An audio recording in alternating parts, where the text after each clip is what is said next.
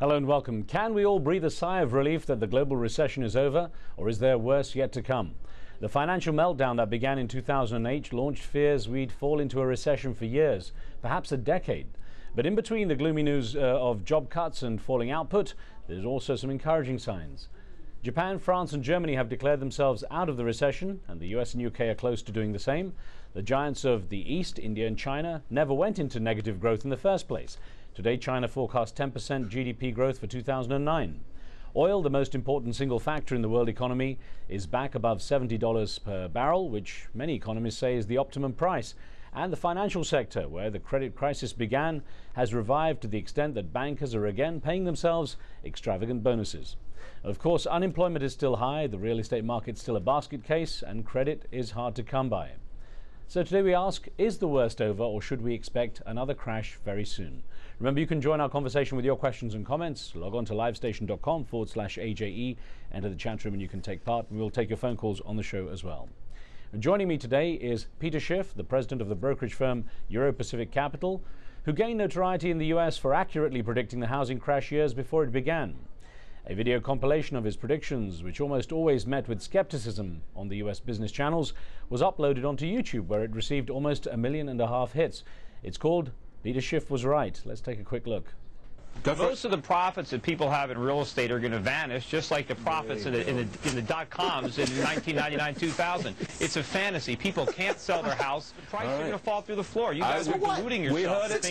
We heard it loud. And all that's going to be left is all the debt that we accumulated to foreigners. Peter, I'm going to take a bet with you on this one. I'll bet you a penny on this one. It's the entire mortgage market, right? All right. Well, Tracy, you're disagreeing with. Simply wrong. Well, you're simply wrong about that. No, I'm not. We're seeing the tip of the iceberg here. In the mortgage sector, but probably... How do you put together all this gloom and doom? What data tells you this, Peter? Well, aren't you? Mr. Schiff's also the author of Crash Proof, How to Profit from the Coming Economic Collapse, in which he describes the American economy as a house of cards. Impressive on the outside, but a disaster waiting to happen beneath the surface. An updated version of the book will be published next month. Peter Schiff joins us from Stamford, Connecticut. And in New York, we have one of America's most widely read financial journalists. Daniel Gross is a senior editor at Newsweek magazine and has a column called Moneybox on Slate.com. His latest book is Dumb Money, or How Our Greatest Financial Minds Bankrupted the Nation, which tells the complicated and confusing story of America's financial crash last fall. Welcome you both to the show. Good to be here. Good to have you, gents. Now, Daniel, if I could start with you and ask, I know it may have been to stimulate conversation, as you suggest, but in Newsweek you pronounced in the headline, the recession's over. Do you believe it's really over, or is it basically something that you feel is simply starting to get better? No, I do believe it's over, and it's not to do with mood or the market. It's just that the economic forecasters that I trust the most, based on having reported through the last 3 onsets of a recession, forecasters who are not tied to sort of the Wall Street noise machine, that their data, their dashboards are telling them that the economy is expanding again.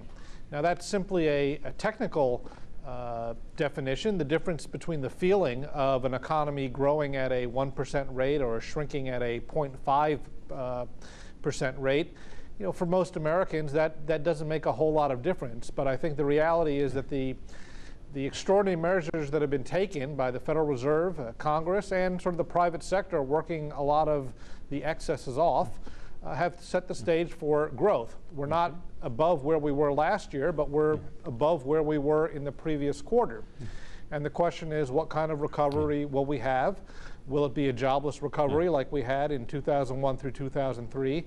And will the Federal Reserve be able to kind of get out of all those markets it was forced to enter without damaging the recovery? Now, Daniel, in a nutshell, then, what do you see as the clearest indicators of recovery? Well, part of it is sort of the absence of systemic failure. We had this kind of death spiral going on where the economy was shrinking at a negative 6% rate. We are seeing some stabilization in housing. It's not better than it was last year, but housing is better than it was a few months ago in terms of the volume of sales. Autos, which are the kind of single biggest retail market, in part because of the Cash for Clunkers program, they're doing better than they were earlier this year.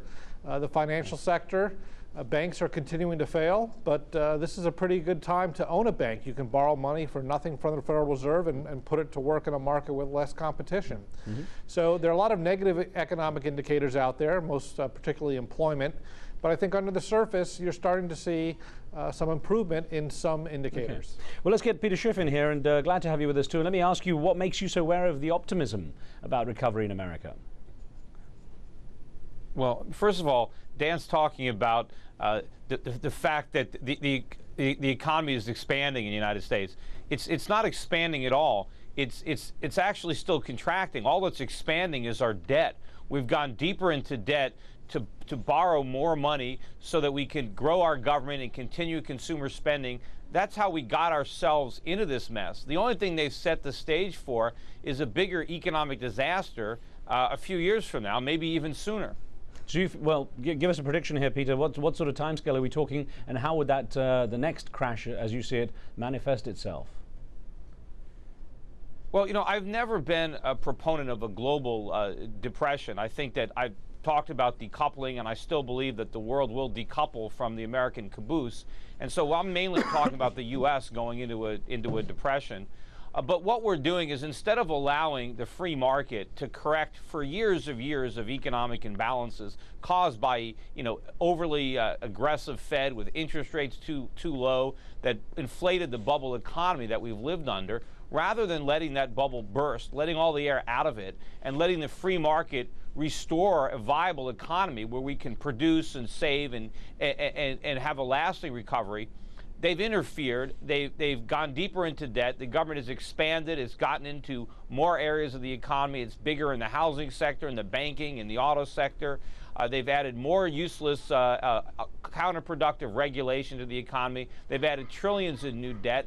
They've got interest rates now even lower than they were before. They got the economy even more addicted to cheap credit than it was in the past.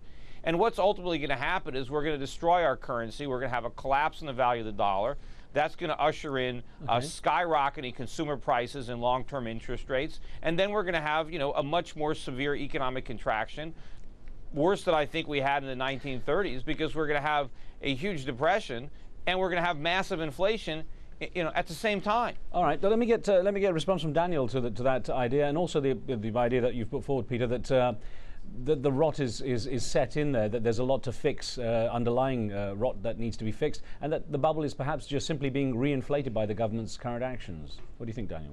Well, I should say that, you know, Peter and I are neighbors in Connecticut, so I hope for the sake of my home value that he's wrong. But look, the Federal Reserve has increased its balance sheet by a very large amount from the past year. We've seen emergency measures. I think it's right to be concerned about them. I don't share Peter's sort of apocalyptic version. I think we are having better policy. This was not done, these bailouts, the Fed's intervention was not done because people are statist or because the people in power want to control the economy. It was done because of the failure of a huge chunk of the private sector, namely the finance sector. There's still a lot of issues. You have to understand why. Peter, just let me finish. There are still a lot of issues in those areas. There are parts of the economy that are doing okay. The energy sector is doing okay. Agriculture is not doing horrible. Retail has sort of stabilized at a lower level. There's a group of businesses that I sort of call the 40% club, which is that you're down by 40% if you were tethered to cheap credit. That's like luxury retailers, housing, the finance sector. In time, now that we've stabilized things, different sectors will have to emerge to drive growth. Okay, Peter, your response.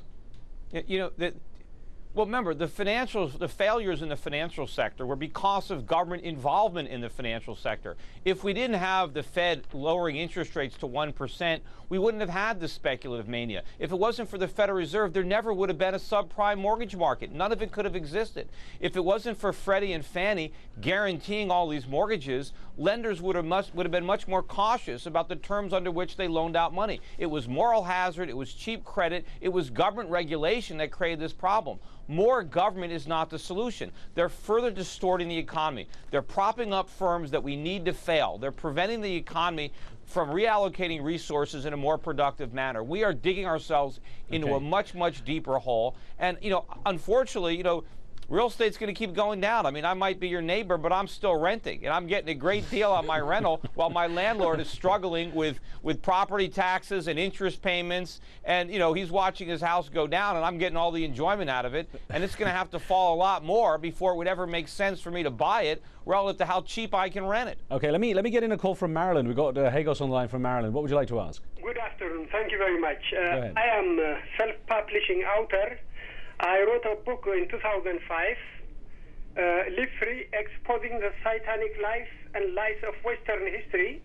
And I have stated it there, American economy will be like the Roman Empire almost 2,000 years ago. And including my wife never believed it until she saw it with her own eyes. So Okay. there is no way to recover. All right. Hagos, thank you. I'm going to thank you for your comment there. You believe that, you know, you predicted it and that there's no way to recover. I'm going to take a short break here, and we'll get back to the debate in a moment. We're going to conduct an instant poll in our chat room as we take this break. Today's question on the global economic crisis asks, are we fully recovered, on the road to recovery, or heading for a new crash? We'll have the results. Do go in there and vote on the live station chat room, and we'll continue in a moment. You can participate in our polls and join the conversation with your questions and comments. Livestation.com is where you'll see it, and we'll be right back.